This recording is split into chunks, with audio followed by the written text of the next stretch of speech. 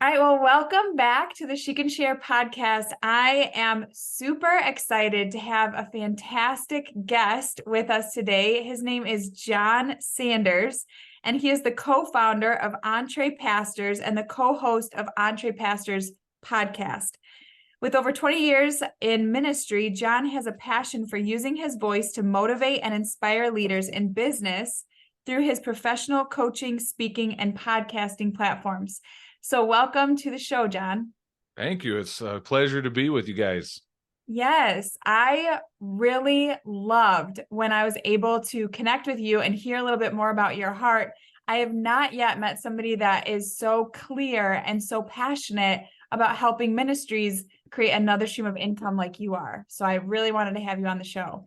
Well, thank you. I'm looking forward to the conversation and love the work that we get to do in the world. So my pleasure. Yeah. Yeah, well, I thought it would be cool if you wouldn't mind opening up and just telling us like a little bit about your background, kind of where you came from and then what you're doing now.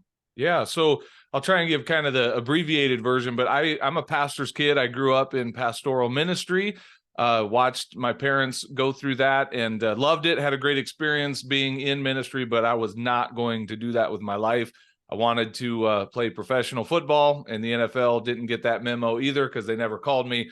But somewhere in high school, I really got excited about a career in the fire service as a firefighter, and by God's grace, he let me have that for a few years. And so I went to work as a young guy at the age of 21 for the Peoria Fire Department in Illinois and thought that's what I'd do for the rest of my life. And then God just messed up all my plans and really pursued me into pastoral ministry. I knew he was calling me to preach. I was terrified of that. I thought this is going to be a train wreck. I did my best to outrun that calling. And after a few years, God won that wrestling match. And I said, okay, Lord, if you want me in pastoral ministry, I'm terrified. I think this is a big mistake, but I'll go. And in spite of me and my lack of abilities, God used me and my family to plant a church in rural South Dakota. And over the years of our leadership there, the church grew into 6 different multi-site locations, had a good run with that for a season, stepped out of that role in early 2020. Somewhere in that journey, I had the cool opportunity of going back into full-time firefighting. So I still do that today. I work as a firefighter for the city of Sioux Falls, South Dakota. So there was about 5 years that I was doing both, pastoring this church that we had planted and working as a full-time firefighter.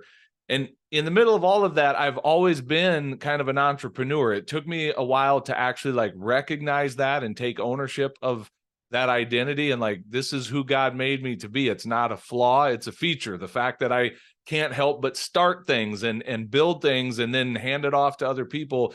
And so along the journey, I got involved in podcasting, which led to kind of growing an audience around this church world, speaking into the lives of pastors.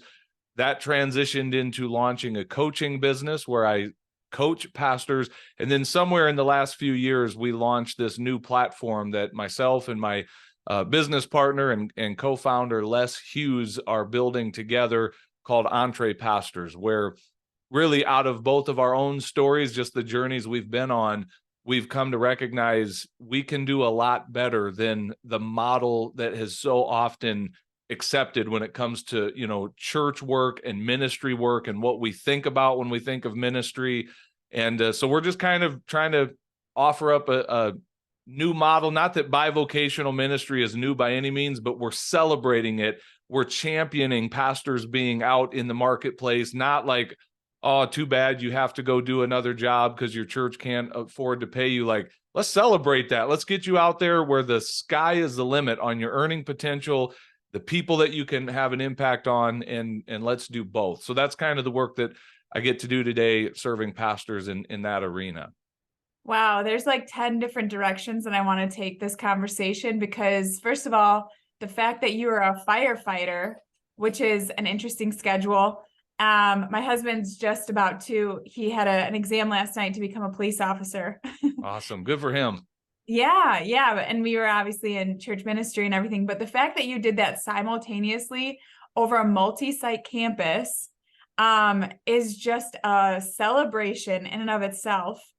But what I thought was interesting that you said was that really coming to a place of recognizing that you were an entrepreneur and that was a good thing. Can you Yeah. kind of like share a little bit more about that? Like, did you feel for a long time that it was something that wasn't a good thing, or tell me more?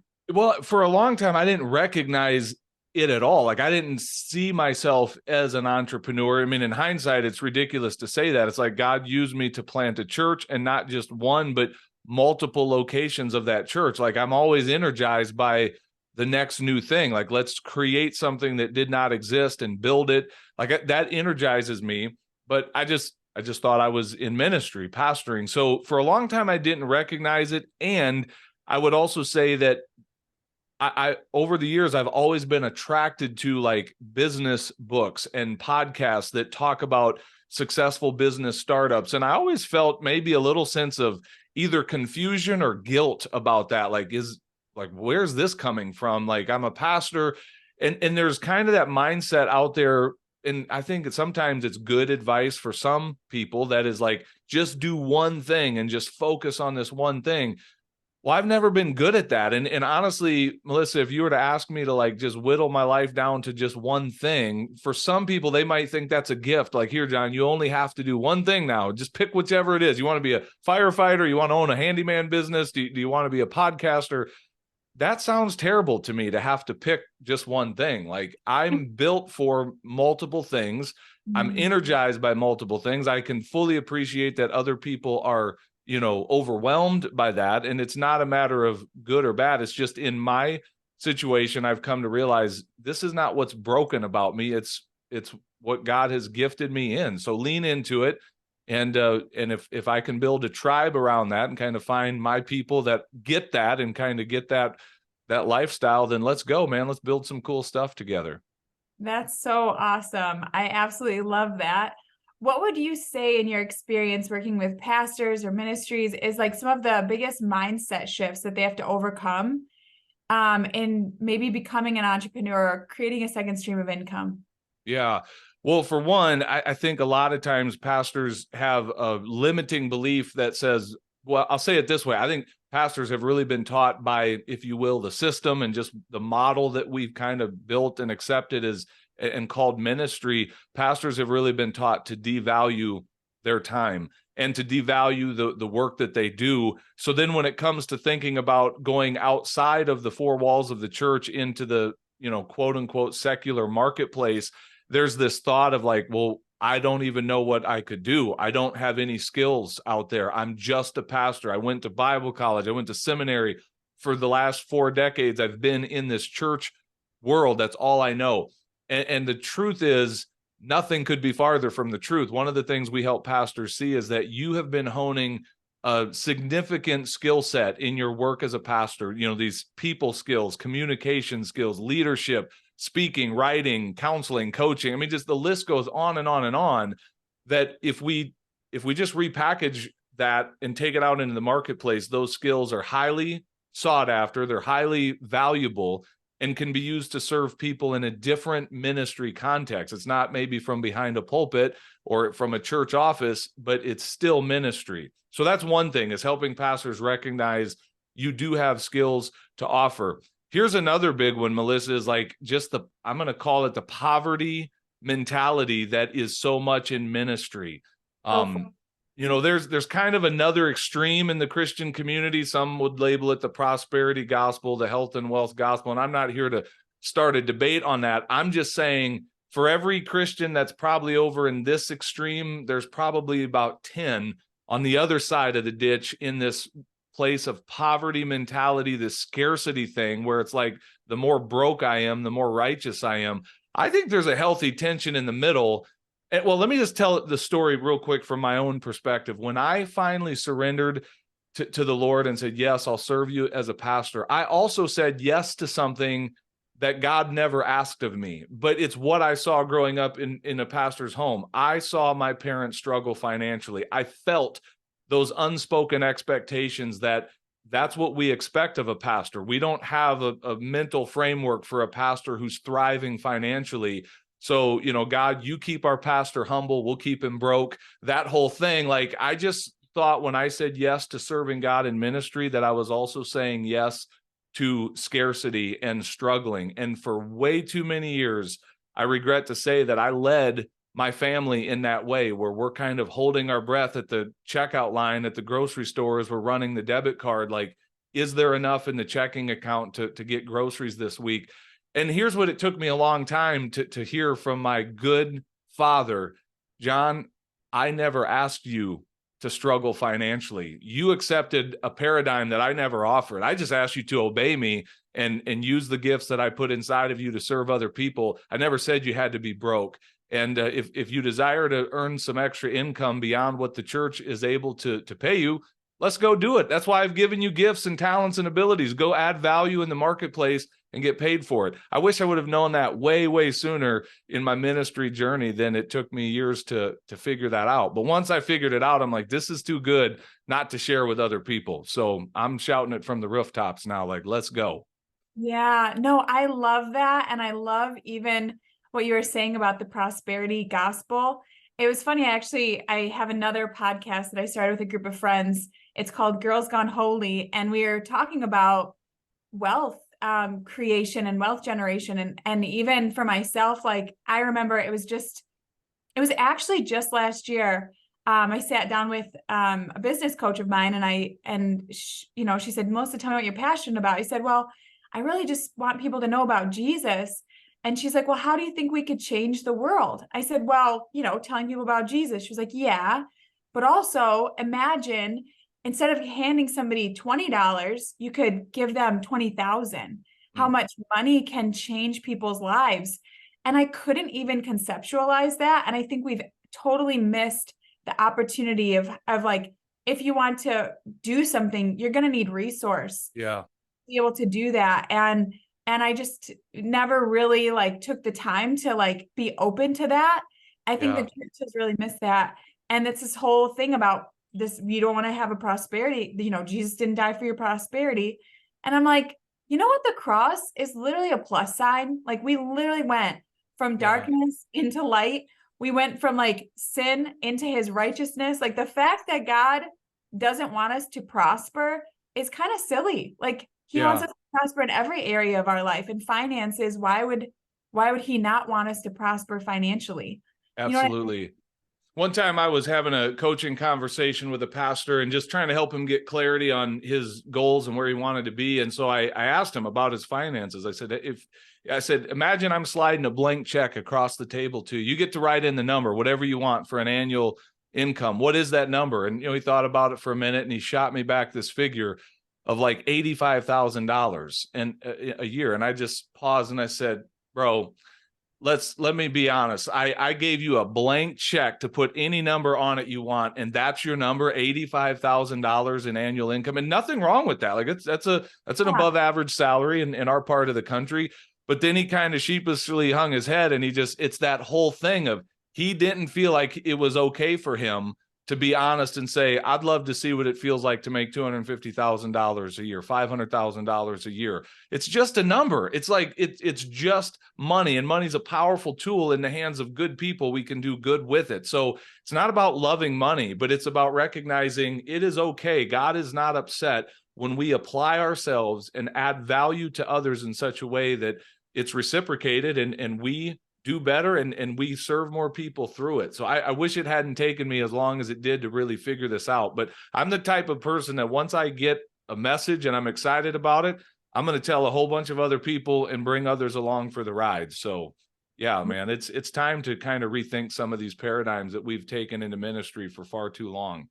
Yeah, no, I absolutely agree with you. And it's an exciting journey. And I think it's necessary and important, and it relieves stress 1000% for, I mean, talk about being an entrepreneur. I don't know anyone more dedicated and will like bend over backwards and bring more dedication and hard work than people in ministry. I mean, they will do anything, you know what I mean? Like, they are not lazy at all. Some of the most hardworking, dedicated people that I know.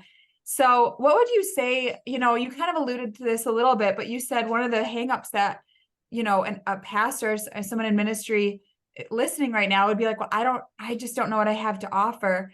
How could somebody start to identify gifts, skills that they have that they could, like, let's say they wanted, like someone listening right now being, okay, I want to start another stream of income.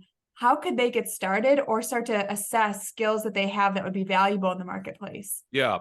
Well, I'm gonna offer two different thoughts. I'll spend more time answering that question, but here's one thought. Years ago, I had a guy in our coaching group, and he's a pastor of a healthy church in West Virginia. The guy is a multimillionaire, not from his church work, obviously, but it's from he's a serial entrepreneur. He has multiple businesses. And one time we were in this group call, and he heard a bunch of these guys talking about our passions, discovering our passions. And he just kind of laughed and he said, I'm listening to you guys talking about, finding your passions. He's like, I love making money. He said, so I find what people need in the marketplace and I go meet that need. He has a pressure washing business. So it's like, he's not passionate about washing buildings and driveways, but it's a way to meet a need, and then he builds income. So the thought I want to pose there is, not everything needs to be built necessarily around our passion. Like, there is something too. If you need to make some extra money, go find the things that people are willing to pay for and provide a great service or product in that arena, whether you're necessarily passionate about it or not. Having said that, what I love to do in working with people is I use an acronym. I read it years ago in a little book that you might have heard of called The Purpose Driven Life by Rick Warren. He uses an acronym called SHAPE, and it goes like this. The S stands for your spiritual gifts. H is your heart. What are you passionate about? What makes you come alive?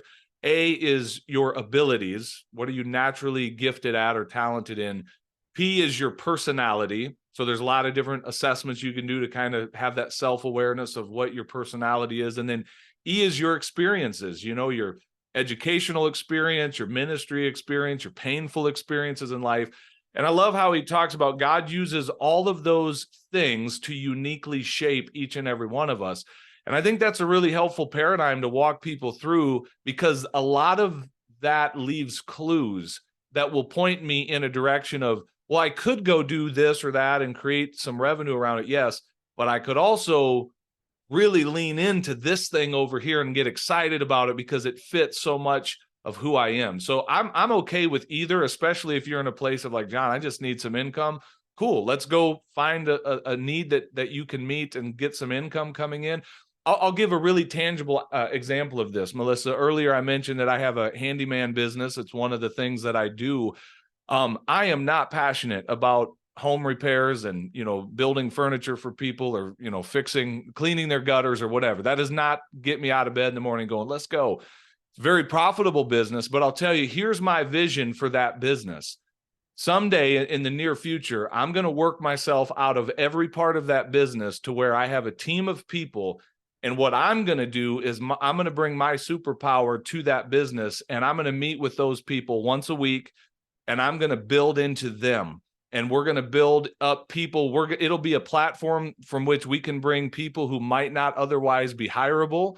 I'm going to partner them with someone who is very trustworthy, and we are going to build people. They're going to see my business as a way, kind of the thing that helped them get to the next level in life, even if that means graduating out of that business into something else. But that's where I'll get excited, is building people, but the business is going to be the platform for that ministry. And oh, by the way, that business is creating income for me as I have built people, because that's one of the skills that I have. So again, if you're passionate about cleaning gutters, that's awesome. Like I've got people that work for me in that they love doing the actual work of home repair and stuff. That's great. That doesn't fire me up. So hopefully that kind of gives an example of like, you can do either one. The big win for me would be to get people really dialed into what fits their shape the best.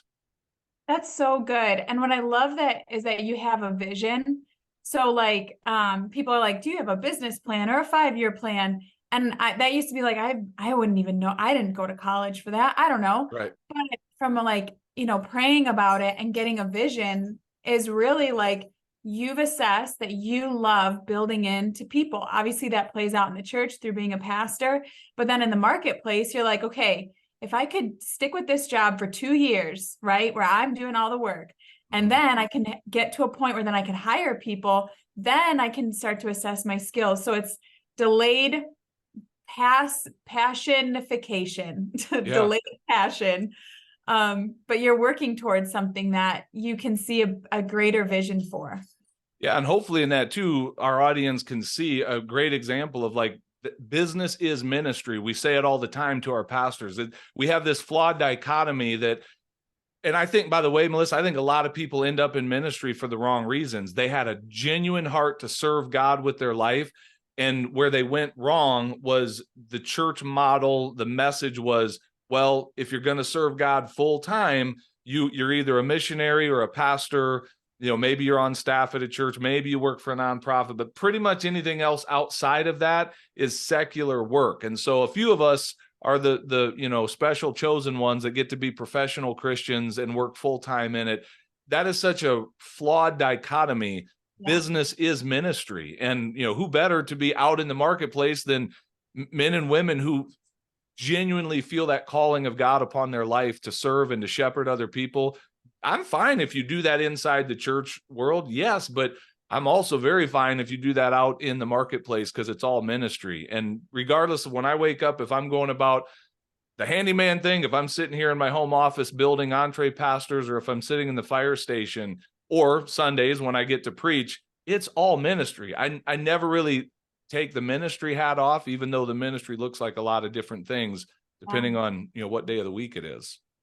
That's so good. And I have to tell you, that is so, we will go for what we see, and like you said, you grew up, and if you saw someone serving God, it was in the context of church. So you're like, if I really want to serve God, this is what I see.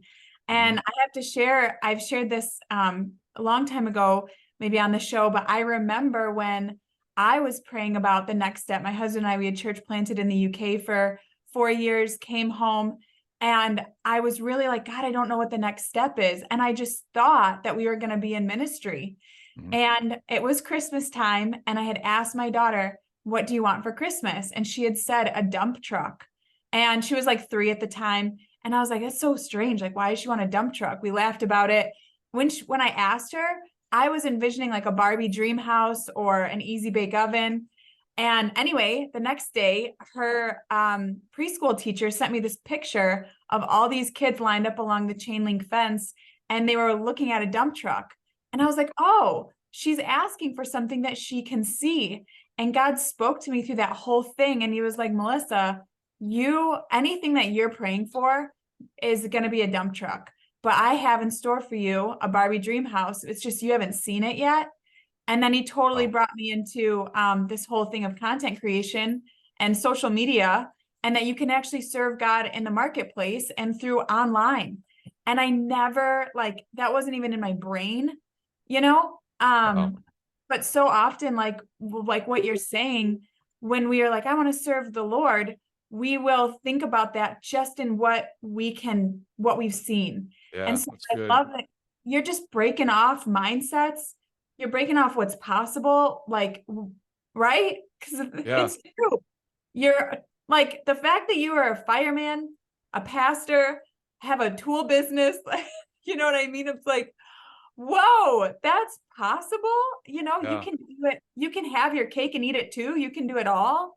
Yeah. I think it's fantastic. Well, thank you. And I need you to hear this. I've never been more inspired by a Barbie dream house than right now with that story. So that's awesome. It turns out you're in ministry. That's what you wanted. And God's like, sure, it can be ministry. It just doesn't have to be in a dump truck form.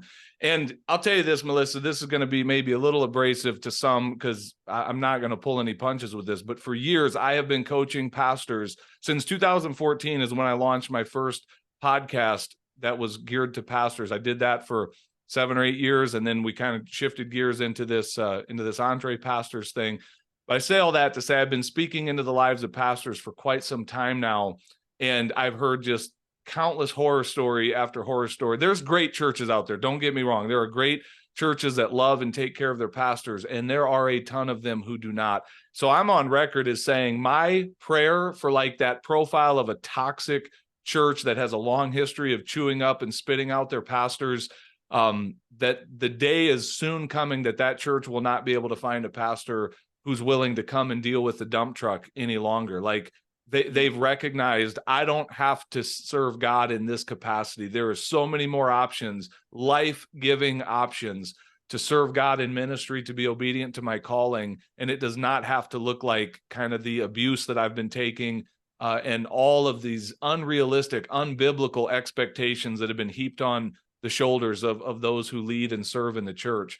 So yeah, I love your vision for that. Like sometimes we only know to ask for the things we've seen, and there's a whole lot more possible. And it's like Jesus said, he came to give us life and give it more abundantly. Like this abundant life really is a thing, but you talk to a lot of pastors who've been in it for a while and missionaries, you don't hear a lot of joyful abundance coming out of their life. They have been beat down, kicked in the teeth, and there's something about the model that we've built that is very broken when we see thousands of pastors walking away from ministry every year, utterly defeated, discouraged.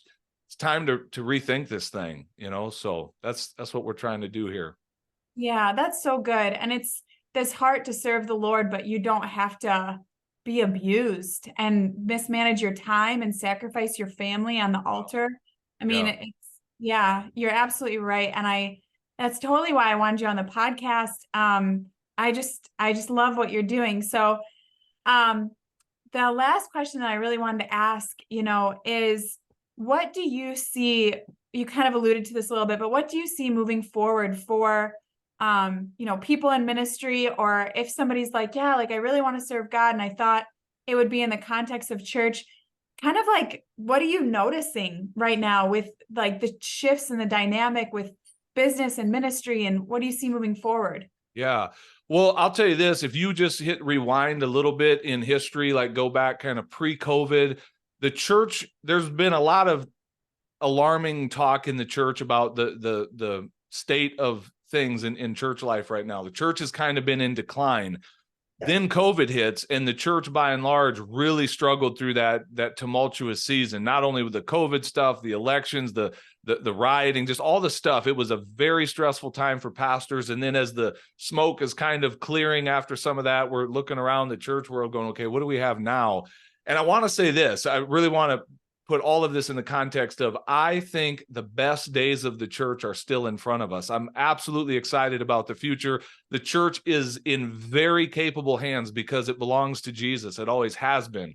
Having said that, the model that we've known as church for a really long time, I think there's a wrecking ball that is coming against that model, the institution of the church. And I don't think Jesus is in heaven, biting his fingernails, pulling his hair out over this. In some ways, he might be swinging the wrecking ball saying, look, there's some stuff that needs to come down. So here's my point.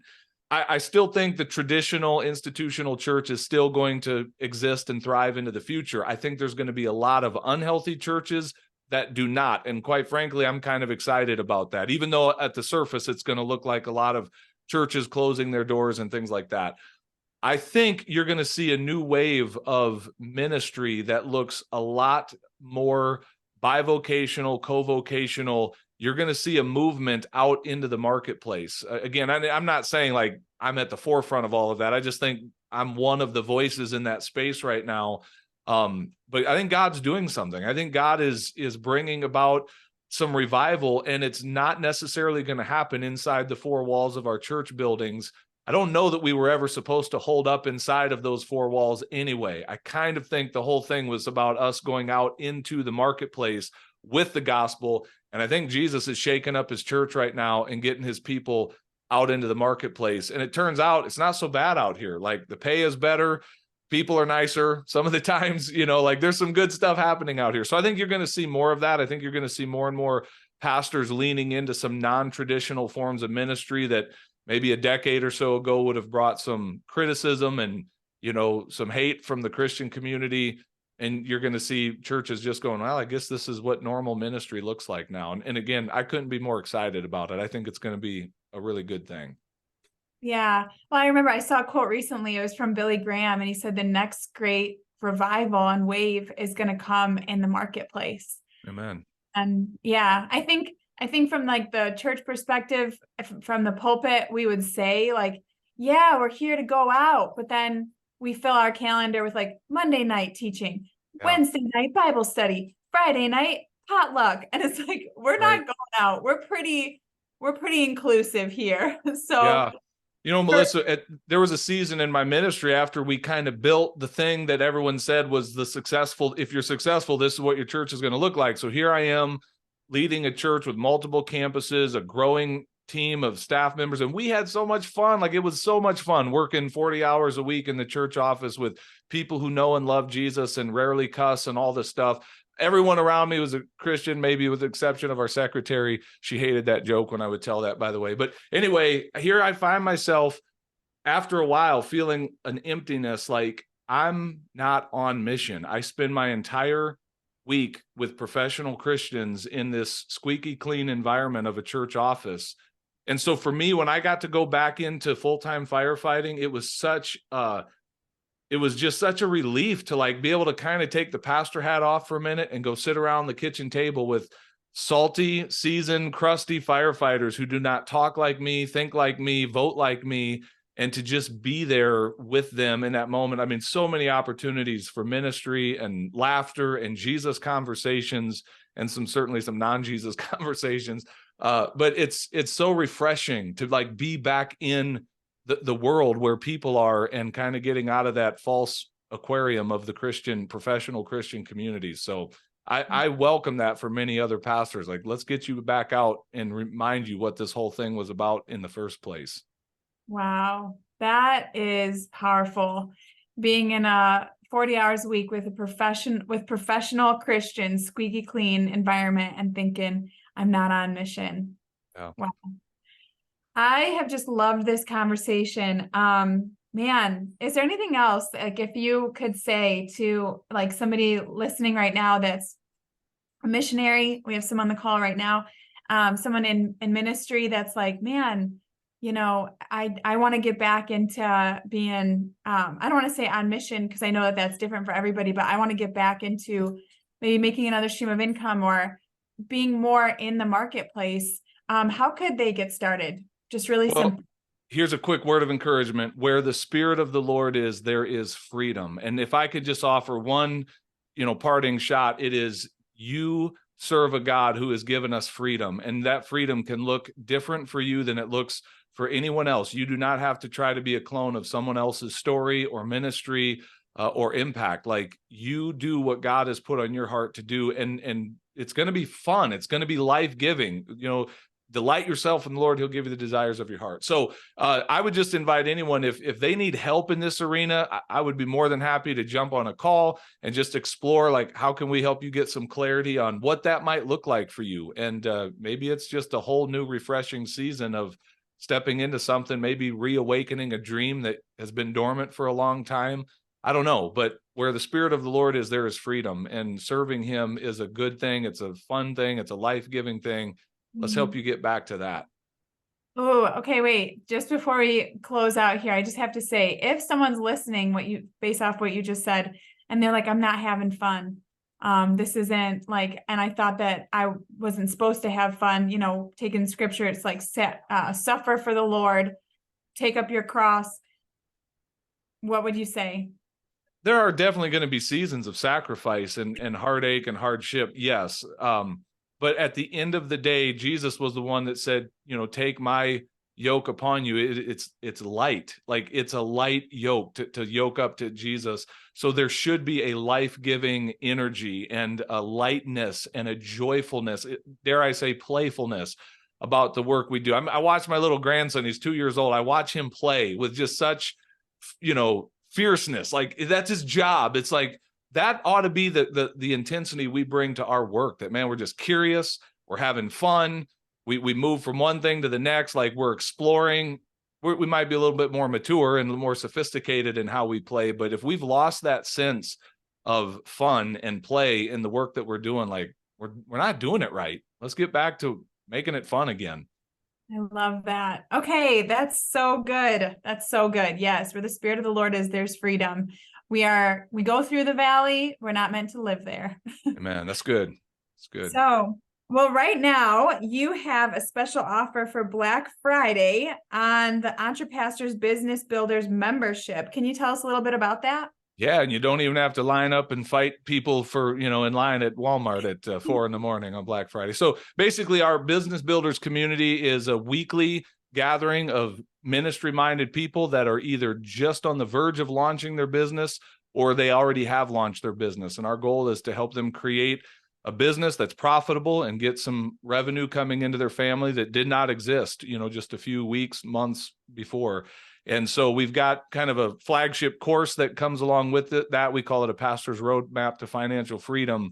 But then it's just a weekly call where we're coaching men and women that are going through this process. And it's practical. It's not just, it's not just theory. It's like, how do you launch an LLC? How do you set up your business checking account? Those very practical things of, marketing and all the stuff to get a business going. So it's a place where a pastor, missionary, a ministry-minded person can actually come and celebrate what you're doing in the marketplace, be applauded, be cheered on, instead of like, oh, is everything okay with you and the Lord? Why are you doing this thing? So yeah, Business Builders, we'd love to, it's half off for the first month. It also comes with a bonus coaching session with myself. And, then it goes back to its regular price of $99 a month. So we'd offer that to anybody over the Black Friday, Cyber Monday weekend. That's kind of the special we're running right now. I love it. That's so awesome. Everybody go get that. Everybody needs that. And we'll put all your information in the show notes where people can find you on social media or connect with you. But I have just so appreciated you being here and coming on, especially right before the holidays. And I just love what you're doing. And I think it's breaking off mindsets and what's possible. And I think it has Jesus written all over it, because that's what Jesus. Thank you. I applaud the work you're doing, Melissa. I really admire what you're doing, and I'm grateful for the opportunity to share with your community today. So thank you. Yeah, thank you. Well, guys, tune in next week. We'll have another episode on the She Can Share podcast, and go follow Jon on all social media and connect with him and take advantage of the offer that he has for Black Friday.